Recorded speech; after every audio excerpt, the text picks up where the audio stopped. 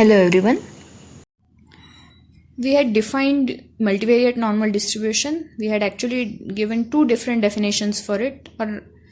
One was in terms of PDF, another was in terms of the distribution of the linear combinations.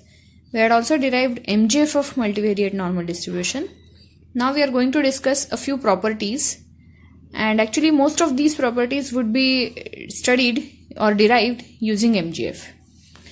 The very first simple property of multivariate normal is if I have y as a p-variate normal vector with mean mu variance covariance matrix sigma, then for any matrix A with order say q cross p, where I would assume q to be less than p, ay will also have normal distribution but with q variables with mean a mu and variance a sigma a prime. I think I had mentioned this property during the last lecture and I had asked you to prove it using multivariate normal. A couple of quick things. First of all, I need number of columns in A to be p because then only my ay would be defined. Secondly, why do I need q less than p? What happens if q is greater than p? If q is greater than p, then I am trying to construct a vector which is larger than the original vector using linear combinations. So of course some of the linear combinations will be functions of each other, and this would imply that my a sigma a prime becomes singular. So in that case what I get would actually be singular multivariate normal, and we are not going to study that. Okay, so we would stick to the case where q is less than p. Proof of this, as I had mentioned, is very easy using MGF. So what we know is MGF for y using some vector t is e raised to t prime mu plus t prime sigma t by 2. This is our formula for MGF of multivariate normal. So if I want to derive distribution of ay, I need MGF of ay at some other vector, maybe tau. So by definition this is expectation of e raised to tau a y, where tau is a vector, y is a vector, a is a matrix, all of appropriate order. So my tau is actually a vector of order q cross 1 because my ay is of order q cross 1. So tau is q cross 1 and then my a is q cross p. So I need to define tau prime ay, then only they will be compatible. So tau prime a will be 1 cross p. Okay, and then this 1 cross p with y as p cross 1. So now everything is compatible. So tau a and then y, now everything is compatible. So e raised to tau prime ay, but because my tau prime a is of order 1 cross p, let me call it as t. So let t be tau prime a. So this can actually be written as t prime be tau prime a because we want a column vector every time. So t prime be tau prime a. So this becomes e raised to t prime y. Okay, we know already the formula for this. So this is e exponential t prime mu plus t prime sigma t, which is nothing but e raised to, let me substitute t prime. So this becomes tau prime a mu plus tau prime a sigma, and then t is a prime tau. So this is exactly the MGF of multivariate normal with mean a mu and variance a sigma a prime.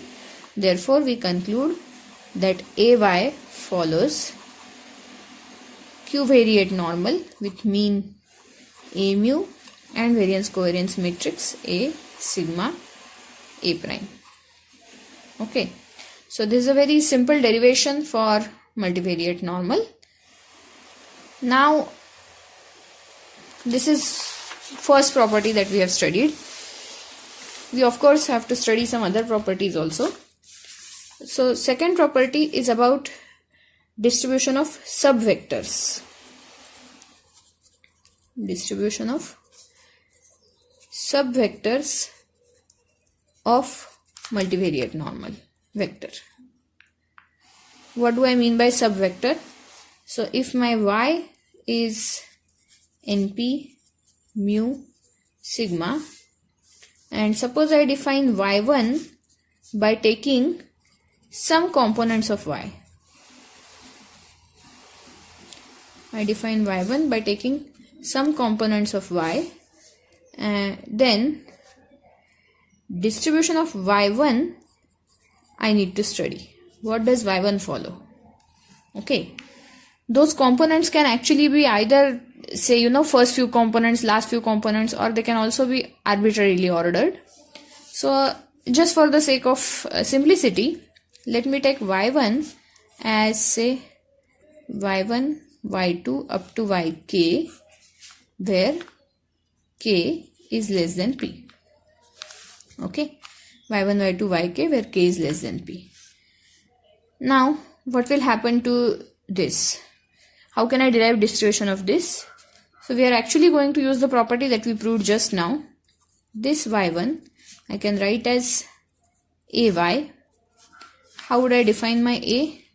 My original y is y1 y2 up to yp, out of which my original y is y1 y2 yp, out of which I need only 1 to up to k. So my a has to be of order k cross p, so that the final order is k cross p into p cross 1, so k cross 1. My first component has to be y1, so I'll have 1 0 0 0. Second component has to be y2, so 0 1 0 0 0, and so on. I will have 1 at the kth place, everything else 0. So only the diagonal entries are, I can't call it diagonal actually, it's not a symmetric matrix, but I think you get the point. Only the entries along this are 1, so this actually gives me y1. And now that I have ay, I can write that y1 would follow k-variate normal with mean A mu and variance A sigma A prime. But what is now A mu? So my A mu by this same formula would actually just become mu1 mu2 up to mu k, and my A sigma A prime would actually become first k cross k entries of original sigma, so sigma 1 1, sigma 1 2 up to sigma 1 k, and so on up to sigma k1 k2 up to sigma kk. This would become my A sigma A prime. You can actually try to work it out using this definition of A. But this I did for the first k components. This does not necessarily, it does not need actually first k components. You can define y1 anyway, and you have to just appropriately define A and you will get the desired result. So the moral of the story is, if I pick any k components from the original y, I just have to pick the correct mean components and the correct entries from the variance covariance matrix. So as an exercise, you can maybe try to find distribution where y1 is defined as y2, y4 up to say y p by 2, assuming that p by 2 is even and that say p is greater than 8 maybe. Okay, so p by 2 is even and p is greater than 8. Under this condition, try to find distribution of y1, y2, y4 up to yp by 2. Okay, p by 2 I am saying is even, and of course then P will automatically be even.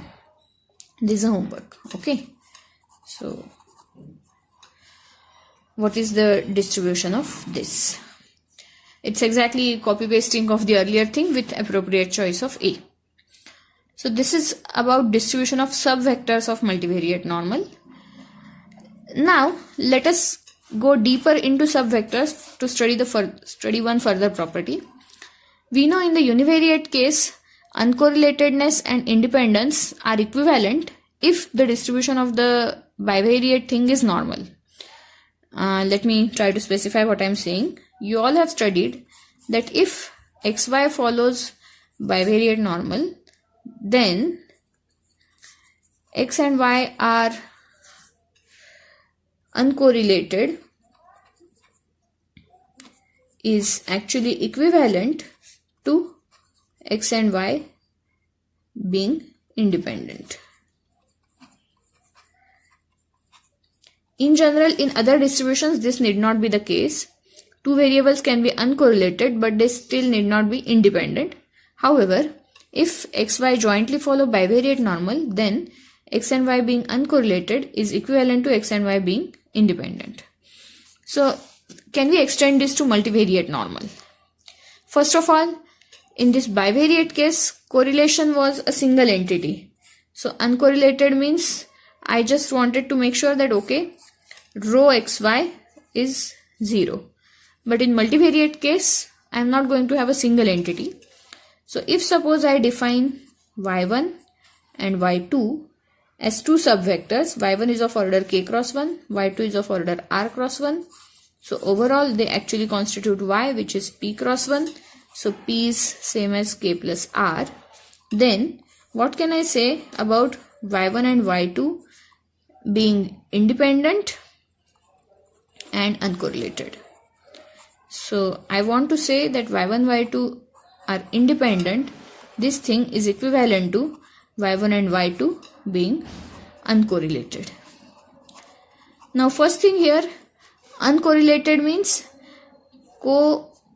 correlation between y1 and y2 should actually be a zero matrix. Remember, this is not going to be a single entity, this is going to be a matrix. What would be order of this matrix? My y1 is k cross 1, y2 is r cross 1, so this is going to be k cross r. So this has to be zero matrix. Instead of correlation, I can write this as covariance y1, y2 should actually be a zero matrix. So let us try to rewrite this in terms of my sigma. We know from the earlier property that my sigma matrix can actually be partitioned as sigma 1 1, then sigma 1 2, sigma 2 1 and sigma 2 2, where sigma 1 1 is of order k cross k, sigma 2 2 is of order r cross r, this is of order k cross r, this is of order r cross k. Why these orders and why this partition? Because from the earlier property we know that y1 will have normal distribution with mean k-variate normal distribution with mean mu1 and variance covariance matrix sigma 1 1, where mu1 actually consists of first k components of mu. And similarly y2 will have normal distribution, r-variate normal distribution with mu2 and sigma 2 2, and covariance between y1 and y2 is sigma 1 2. So we want to check if the earlier result from bivariate normal can it be extended to multivariate normal. So my claim, and we expect it to be true, so my claim is that y1 and y2 are independent if and only if they are uncorrelated, where of course y1, y2 are components of p-variate multivariate normal distribution.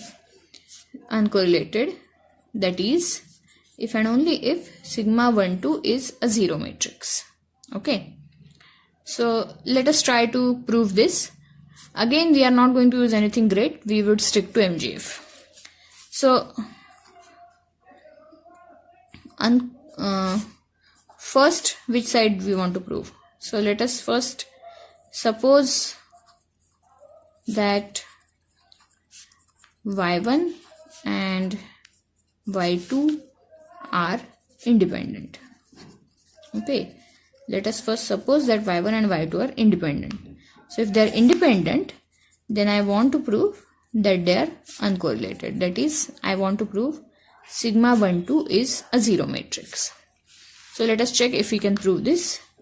What do we know about independence and MGF?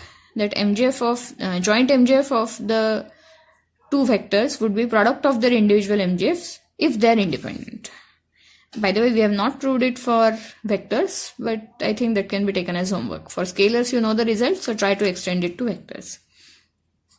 So M, Y, T, we know is e raised to T prime mu, mu prime T. You can write anything. T prime mu plus T prime sigma T by 2. Okay. MYT is e raised to T prime mu plus T prime sigma T by 2. This we know. So can I partition this? What I also know is M y1 T1, where T1 is appropriate components of T. So T1 is actually first k components of T, would be e raised to T1 prime mu 1 plus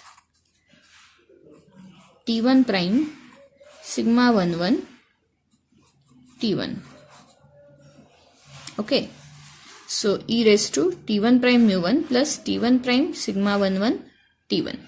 This we know from the fact that y1 follows normal with k, mean k variate normal with mean mu 1 and variance coherence matrix sigma 1 1. Similarly, M y2 T2 would be e raised to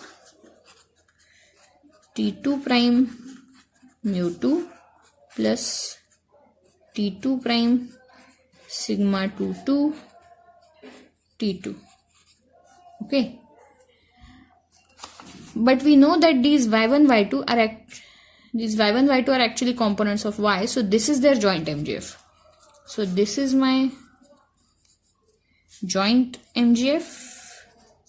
Okay, MYT is joint MGF and these two are actually my marginal MGFs.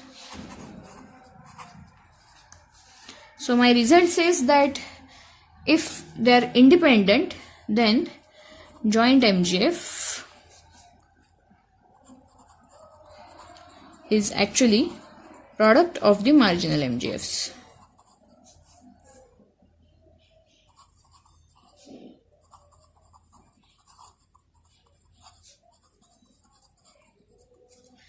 So let us start with RHS.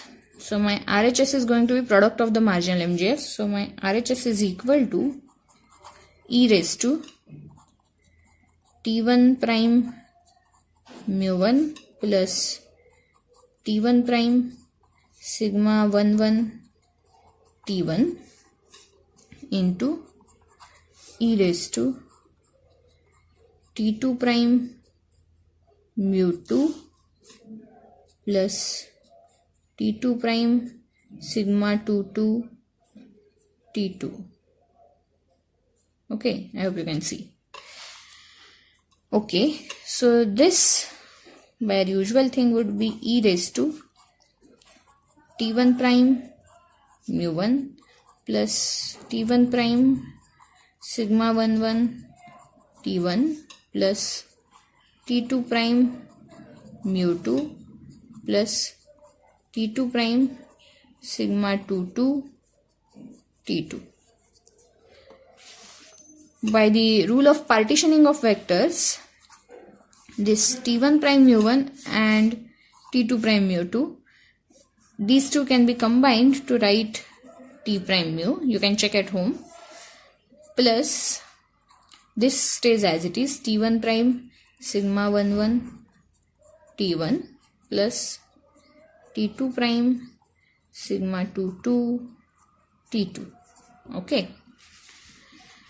This is my RHS, whereas my LHS we know from the multivariate normal MGF is e raised to T prime mu plus T prime sigma T by 2. So when I try to equate these two quantities, my e raised to T prime mu will get cancelled from both the sides. So I am left with e raised to this thing is equal to e raised to this thing. So again I can take log on both the sides. So what I am concluding is, so equating and taking log, equating both sides and taking log. Of course, after cancelling the mu term, what I have is T prime sigma T is actually same as T1 prime sigma 1 1 T1 plus T2 prime sigma 2 2 T2. Okay. What I know from the theory of partition matrices again, that if my T is partitioned as T1 T2, this is my T is partitioned as T1 T2, my sigma is actually partitioned as sigma 1 1 sigma 1 2 sigma 2 1 and sigma 2 2, where the orders are compatible, that is this is k cross 1, this is r cross 1, this is k cross k, this is r cross r. Then what I know is T prime sigma T would be T1 prime T2 prime, that is your definition of T prime. Sigma is sigma 1 1 sigma 1 2 sigma 2 1 sigma 2 2, and T is T1 T2. Okay, T prime sigma T. So this becomes, because of the compatibility of orders, this becomes T1 prime sigma 1 1 T1 plus T1 prime sigma 1 2 T2 plus T2 prime sigma 2 1 T1 plus T2 prime sigma 2 2 T2. So if I equate this to what I had here, so here I have only T1 prime sigma 1 1 T1, T2 prime sigma 2 2 T2, whereas now I am saying I have these two additional terms. So ideally these two terms should be 0, then only the equality will hold. So what I get is T prime sigma T would be equal to T1 prime sigma 1 1 T1 plus T2 prime sigma 2 2 T2 if and only if T1 prime sigma 1 2 T2 plus T2 prime sigma 2 1 T1, this quantity is equal to 0. Okay, so this would hold if and only if this happens. Now check the orders. So my T1 prime is going to be 1 cross k, this is k cross r, this is r cross 1. So basically this is 1 cross 1. Similarly this is also 1 cross 1. So they both are scalars, and you can see that this is transpose of this. If I take transpose here, I am going to get T2 prime sigma 2 1 T1, because sigma 1 2 and sigma 2 1 are transposes of each other. So they are transposes of each other. So basically they are the same, scalars and transposes of each other. So what I have is 2 times T1 prime sigma 1 2 T2 is equal to 0, which actually implies T1 prime sigma 1 2 T2 equal to 0, and this should happen for every T in that neighborhood of 0. So even if my t is non-zero, this should happen. This should happen for every t. So this is possible if and only if sigma 1, 2 is 0 matrix. So actually we are saying if and only if, so it's kind of both ways proof. That is, here we started by saying that okay, y1 and y2 are independent, and then we tried to prove that sigma 1, 2 is 0. But the other way proof is also exactly equivalent, that you don't assume independence, you just assume sigma 1, 2 is 0. If sigma 1, 2 is 0, then automatically from this term, these two would vanish because sigma 1, 2 is 0. So you'll be left with t prime sigma t being equal to t1 prime sigma 1, 1 t plus t2 prime sigma 2, 2 t2, which can actually be decomposed to write what we want. That is, myt is same as this joint MJF myt is same as my1 t1 into my2 t2. So the proof is exactly same. So as a homework, try to write the other side of this proof. Okay. So these are a few properties of multivariate normal.